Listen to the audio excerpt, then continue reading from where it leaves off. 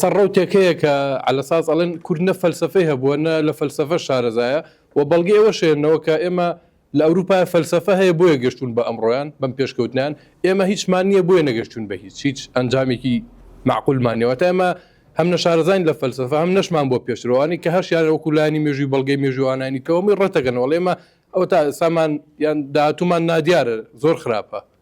و ئەوروپاش کەسە لە پێشکەوتنان بۆی ئەو فەلسفە مێژوەیە کە هەیەە ئایا جەنابەت وەڵامت چیە بۆ ئەم شتە ڕوونکردنەوەی محەممەدی سپاس پرسیارەکە ئاوایە بۆی غیابی فەلسفەوە کورد بۆیە ئاوایە ئاوا بەڵێ کورد فەلسفەی نەبووە بۆیە بەڵێ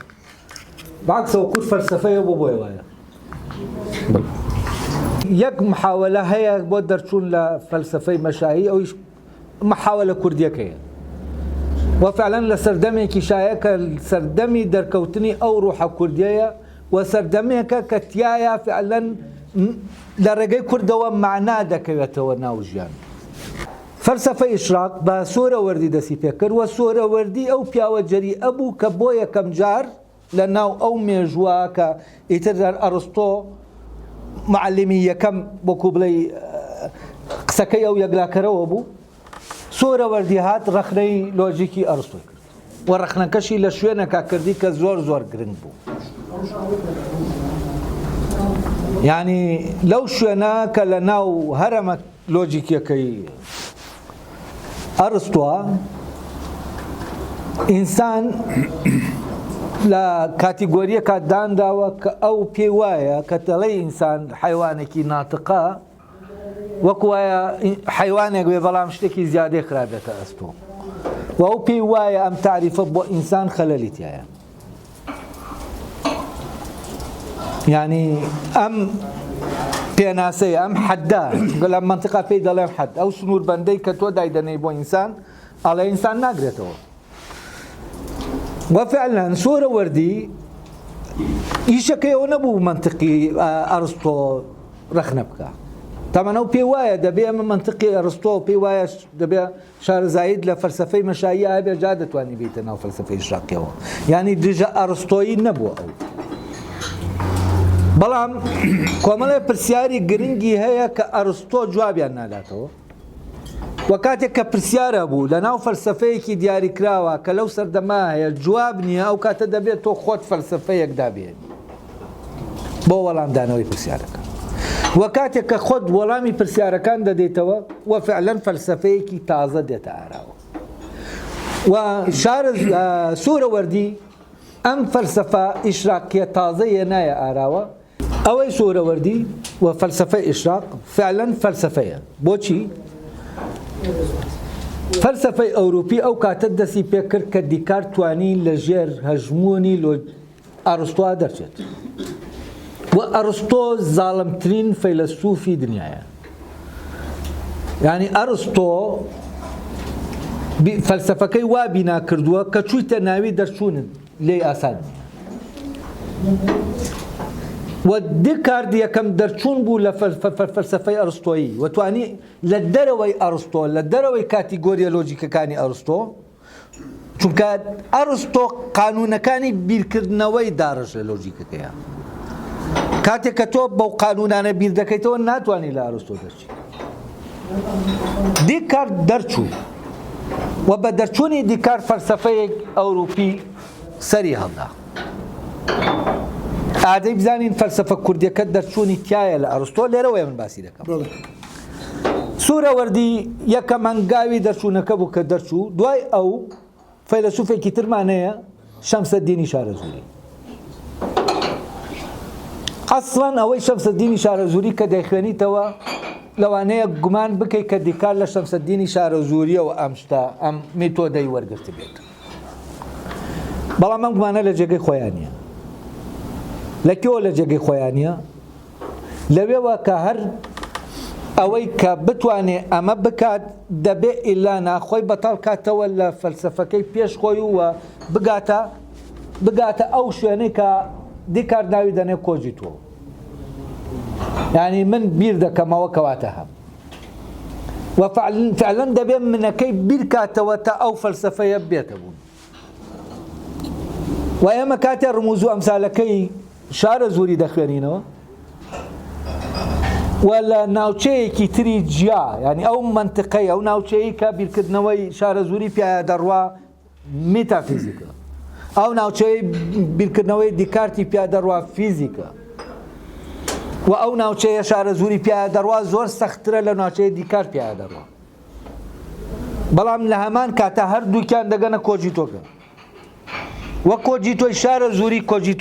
کۆجیتۆیە لە ناو جیهانی مێتافیزیکە، کۆجیتۆی دیکارتی کۆجیتۆیە لە ناو جیهانی فیزیکە. واگەر تۆ بتەوێ فەلسەفە ئینسانی بکەیتەوە نەک تەبیعی بکەیتەوە، کۆجیتۆکەی شارەزووری گرنگترە تا کۆجیتۆکەی دیکارت. و ئەمە ئەوەی ڕموز و ئەمسالەکەەوەی تۆزە یانی ئەگەر شارەزایی لە فەلسەفە بێ و فەلسەفەی ئەوروپی بەتایبەتی و بەتایبەتی دیکارت ئاگاداری بێ بیخوێنێتەوە، تێدەگا شارەزووری خۆشی دەڵێ ئەم بیرکردنەوە ئەڵێ من ساڵانێکی زۆر لەگەڵ فەلسەفەی مەشایی خەریک بوو، کۆمەڵێ پرسیارم هەبوو زانیم ئەم فەلسەفەیە جوابی ناداتەوە، و ئەو 4 مجەڵەتی هەیە بە ناوی ڕسایلی شەجەرەی ئیلاهی، هەموو زانستەکانی تایە، زانستە فەلسەفیەکانی هەموو تایە، وەکو چۆن ئیبن سینا و زانستەکانی نووسیوەتەوە جارێکی تر، ئەمیش زانستەکانی هەموو نووسیوەتەوە و مۆسوعەیەکی گەورەی فەلسەفیە.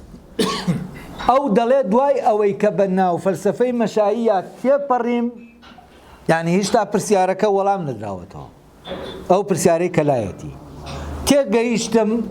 دەبێ فەلسەفەی مەشایی توانای وەڵامدانەوەی ئەمەی نییە، و لە ڕێگەی فەلسەفەی مەشاییەوە تۆ ناتوانانی بگەی بۆ معرفەیە کە ئەم پرسیارەی من داوای دەکات، لەبەرەوە خۆی ئەو بڕیار دەدا بە ڕێگاکە بڕوا، وەکو چۆن دیکار بڕیاریدا بە ڕێگاکە بڕوا. و تەنانەت ئەو لە بیرکردنەوەکانیا کێشەیە لەگەڵ چەمکەکانە، ئەڵێ ئەم دنیاە کە من تایە بیر دەکەمەوە پێویستی بە چەمکی ترە، و ئەم زمانە کە زمانە ئەرستیە یا ئەو چەمکە گریکیانە بۆ فەلسەفە ناتوانن ئەوە بڵێن کە لەناو ئەم دنیاە هەیە. و ئەلێرەوە شارەزووری فعلەن بناغەدانەری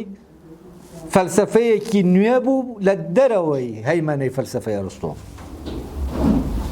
و من هەست دەکەم لە شارەزووریە فەلسەفە کوردیەکە دەگاتە لووتکە، ینی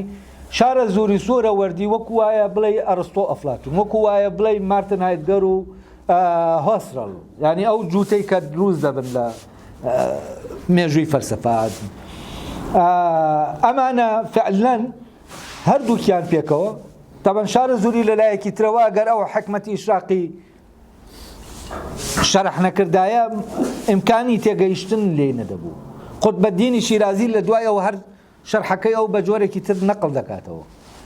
و شارەزووری هات کۆدەکانی ئەو بیرکردنەوەی کردەوە کە لە ناو کە لە فەلسەفەکەی سۆرەوەردیا بوو،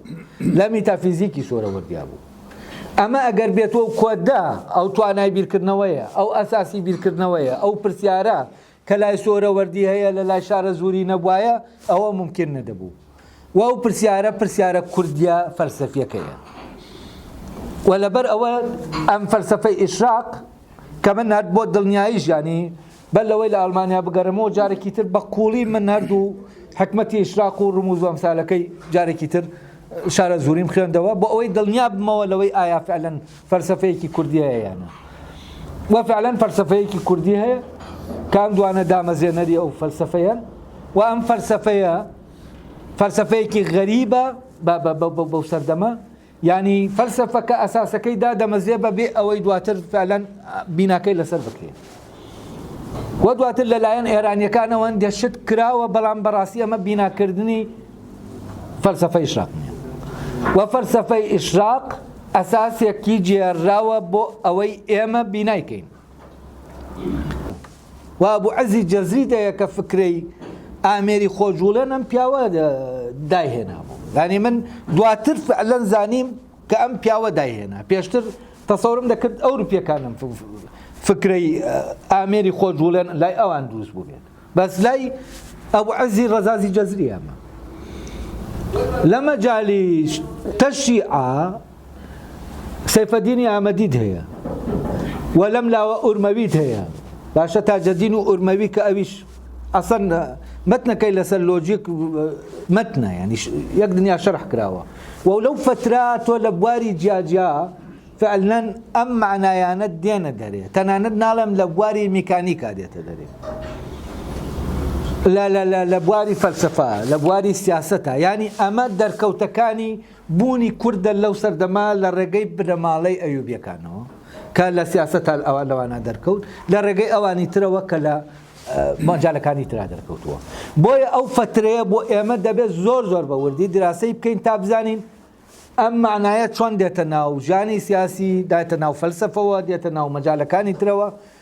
و ئەمە من پێم وایە دەرکەوتنی کوردە لە ناو مێژووی ئیسلامیە دەرکەوتنی کورد لە ناو مێژووی ئیسلامیە لەو فترایە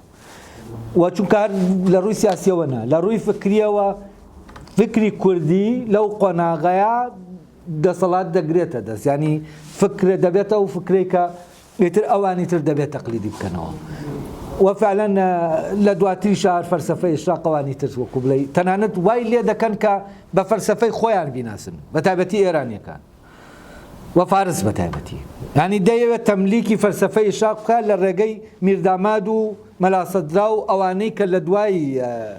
سۆرەوەردی و شارە زوریەوە ینی